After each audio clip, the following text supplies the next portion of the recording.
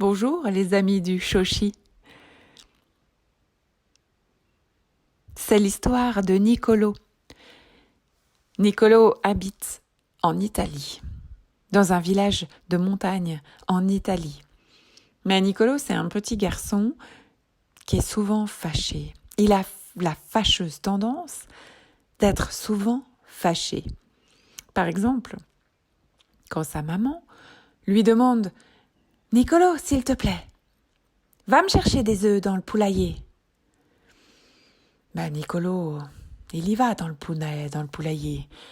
Il ouvre la porte, il se dirige vers les poules, il prend un œuf, 2 œufs, 3 œufs, et il commence à jongler avec. Et évidemment, arrive ce qui doit arriver, un œuf tombe par terre, s'écrase et se casse. 2 œufs tombent par terre, s'écrasent et se cassent. 3 œufs tombent par terre, s'écrasent et se cassent. Et quand il rentre à la maison, il n'a pas d'œuf à montrer et à donner à sa maman. Ah, Niccolò. Quand sa maman lui demande « Niccolò, va s'il te plaît, va chercher du lait vers la vache, va !» Niccolò, qui a toujours la fâcheuse tendance d'être fâché, va vers la vache, mais il ne tire pas le lait de pie de la vache, il tape dans les seaux à la place.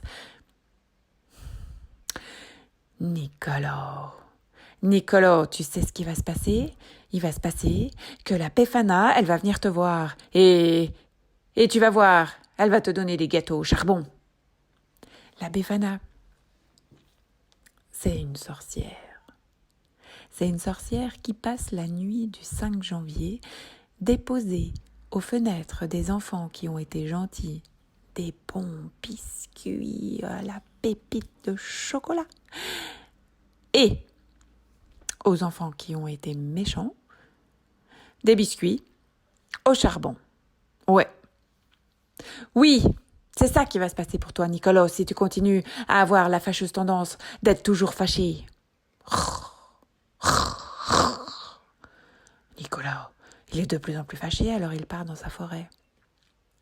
C'est là qu'il va se calmer, dans la forêt. Et en shootant dans les champignons, en shootant dans la mousse, en shootant dans les feuilles sèches, il chante. J'ai pas peur de la Befana, j'ai pas peur de la Befana. Il avance dans la forêt, et tout occupé à sa colère et à sa chanson, il en oublie le chemin. Est-ce que c'était à gauche ou c'était à droite?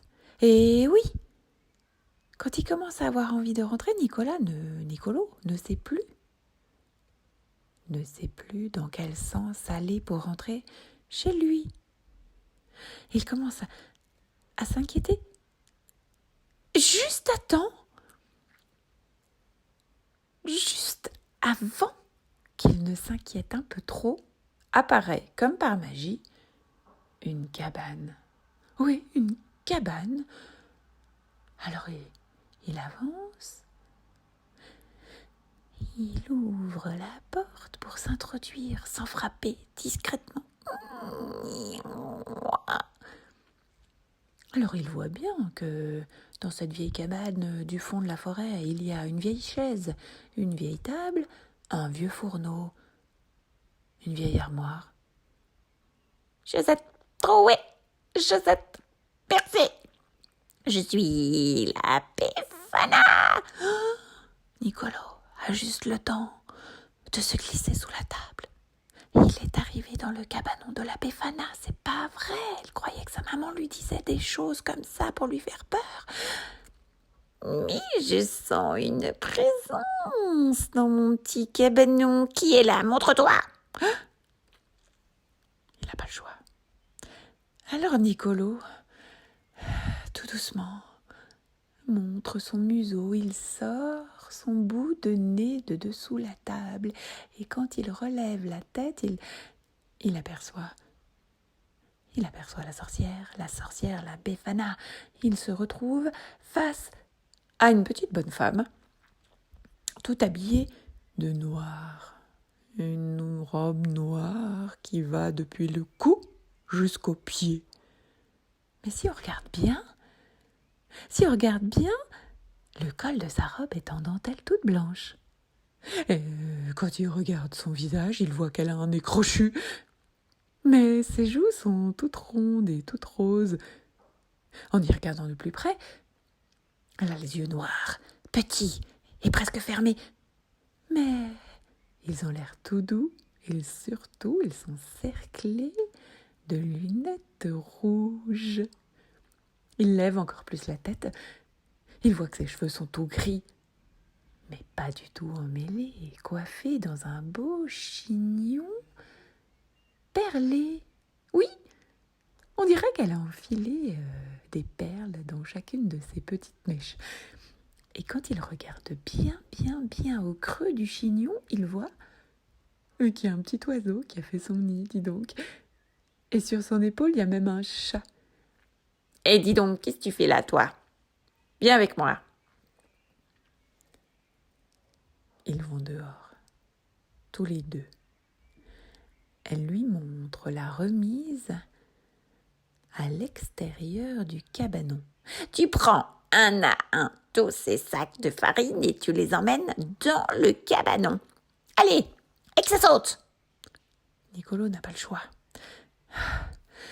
Il prend un à un les sacs de farine qui pèsent lourd sur son dos et il les emmène un à un dans le cabanon de la Befana. Il n'ose pas discuter. Quand il a fini, Eh bien, maintenant, tu vas aller dehors, chercher des œufs dans la forêt. Des œufs dans la forêt? Mais c'est pas possible, des œufs dans la forêt. On n'a jamais vu des œufs dans la forêt, mais il n'ose pas discuter. Et que ça saute! Quand il sort, il se retrouve nez à nez avec une bande de poules qui picore comme ça, tout à l'entrée de la forêt. Bon, il sait pas comment aller vers elle.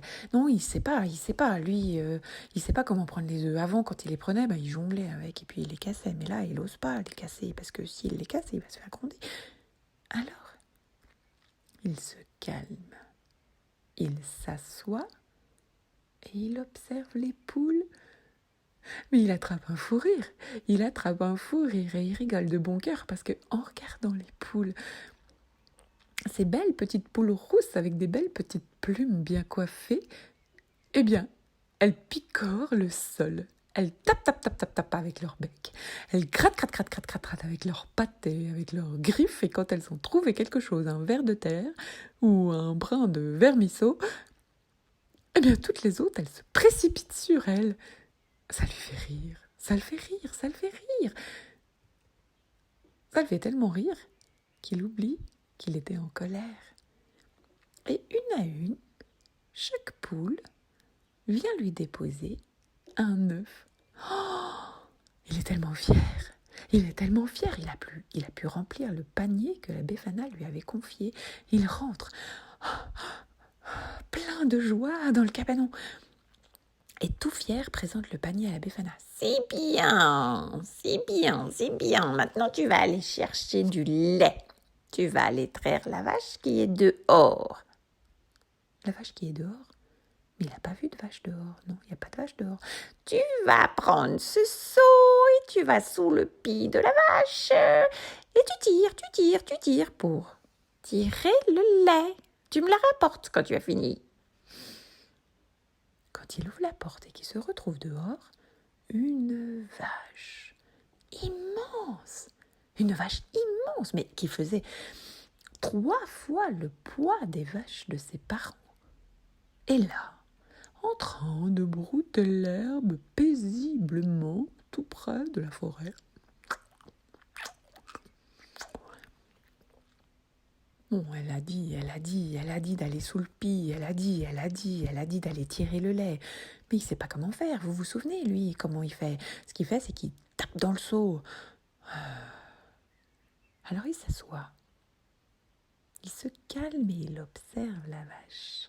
Et il remarque que cette belle vache a un poil roux, comme les poules, tout luisant au soleil, tellement soyeux qu'il a envie de la caresser, la vache, dis donc. Et alors il s'approche.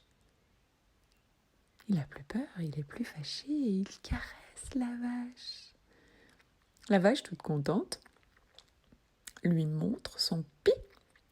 Lui s'installe et il tire sur l'épi de la vache qui lui donne du lait. Il remplit son seau entièrement en 5 minutes.